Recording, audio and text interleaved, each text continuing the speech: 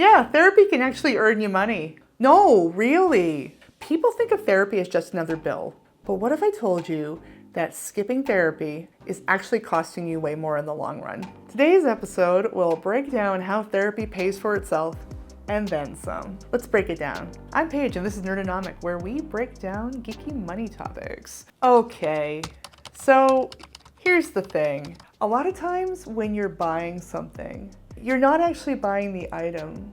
A lot of times you're buying a dopamine hit, you know? Buying things feels good. It used to actually be a lot harder. You used to have to go somewhere or at least do the home shopping network with the phone. Like now with online shopping, it's way too easy to click buy now and end up with tons of things you don't remember purchasing and they show up at your house within a couple of days. You're like, what the heck is this? Spending addiction is really expensive. Your brain likes to self-medicate through spending. Things like retail therapy, impulse shopping, and chasing status all mask deeper emotions. There's been so much hatred towards the latte addiction. This whole thing like lattes are making you poor. Here's a reality check. A $5 latte here and there.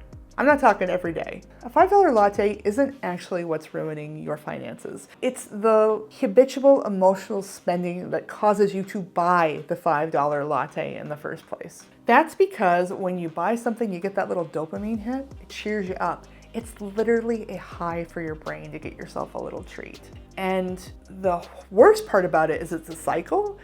When you have that reward, when you have that neurochemical buzz, you want to do it again and again and again. And then those little purchases add up, whether they're $5 lattes, whether some kind of skincare thing, like you name it. A microtransaction in a video game doesn't even have to be an actual product. And companies know this, and they exploit your brain chemistry with various sales psychology and FOMO tactics and luxury marketing. They want you to feel like buying things is normal and necessary, and they want to activate this part of your brain as much as possible so they can get all your money. And none of that is cheap. So think about it this way. Let's compare the average therapy cost to common spending pitfalls. There are so many other ways to cope and deal with your emotions. Now, the trouble is that most people aren't raised learning them and learning those strategies. So for a lot of people, talk therapy is the first place that they really learn how to interrogate those feelings and break them down with various forms of therapy. Things like CBT, DBT, REBT can be very helpful in undoing these emotional cycles and these kind of spending binges. So let's talk about the average therapy costs versus common spending pitfalls. Okay, so let's say you're buying a lot of fast fashion, things like Temu or Shein or what have you. Even if stuff is cheap, it's not hard to spend $50, $100, even $200 a month on that. And take something like an Amazon addiction. How easy is it to blow $200 on stuff you don't need? Or DoorDash. $200 in DoorDash. You could easily spend $200 on each of these things a month. You could spend $600 a month on these things. I've seen this, right? It's easy to blow at least $200 a month on this stuff. So you could spend $500, $600 a month on just BS that you don't need. And that's not even counting status purchases to keep up.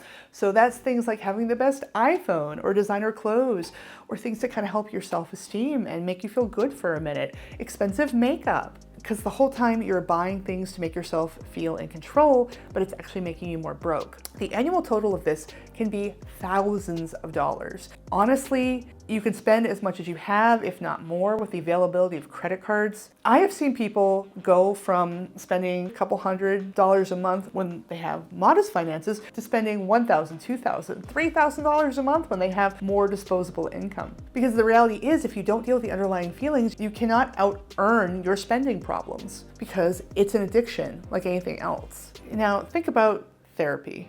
A few months of therapy with the right counselor who really gets you, who you communicate with well, could undo years of expensive coping mechanisms. The good news is that there are a decent number of cheap and free ways to access therapy. There's a bunch of charitable programs and a lot of therapy places. If you call and you talk to people, a lot of them will have sliding scale programs that are based on your income. So there are ways to get the cost down. But even if you're paying top dollar for therapy, even if you have to spend a couple $1,000s to work on these things, Like the payoff can be enormous. The return of investment can be enormous. So if this is the case, why have you never heard this argument, right?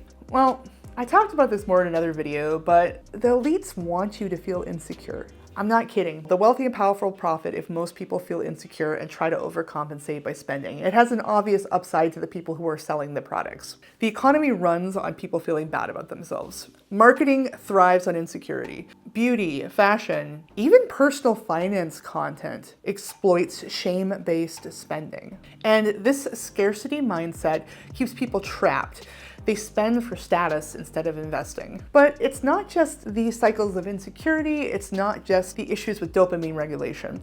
There's yet another way that therapy can earn you money. And that is because dealing with any underlying emotional baggage can also help you deal with your self-worth and help you make smarter money moves.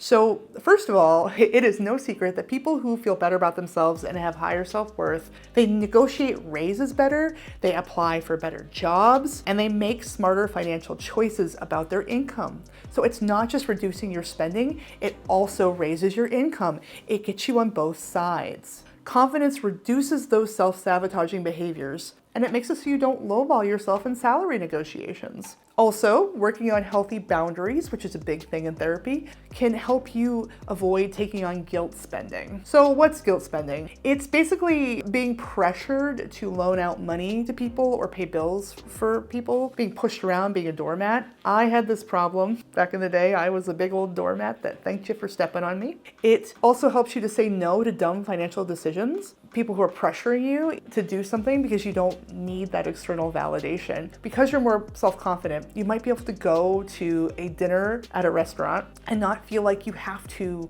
buy a drink, a dessert. You might just buy what you want, just something small, and have some water and hang out with people. Because you're rebuilding your finances, you won't feel like you have to do the exact same thing as everybody else because you feel a little bit better about yourself. And then, you can splurge later when you're in a better financial position. It helps you resist that peer pressure that makes you feel like you need to make dumb financial decisions. You'll feel better about yourself. You won't need to have the exact new phone if your old one's doing better. It's really amazing how this all works together. Look, if therapy helps you just to get a small raise, you've already got a huge return on investment. If it prevents just one bad financial decision, it could save you tens of thousands of dollars over time.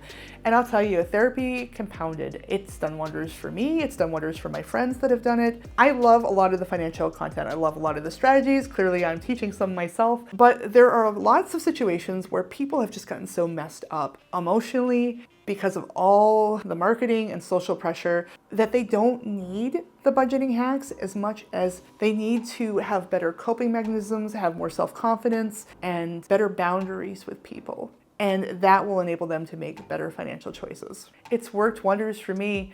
I tell you, therapy was probably the best money I ever spent. It took a while to get the right counselor. Sometimes you might have to try a few before you can find somebody who really gets you and you communicate with, but it reduced my spending, it increased my income, and it's made life more enjoyable. So just putting it out there. Anyway, it's been great talking to you as always. Thanks for watching, and I'll see you in the next video.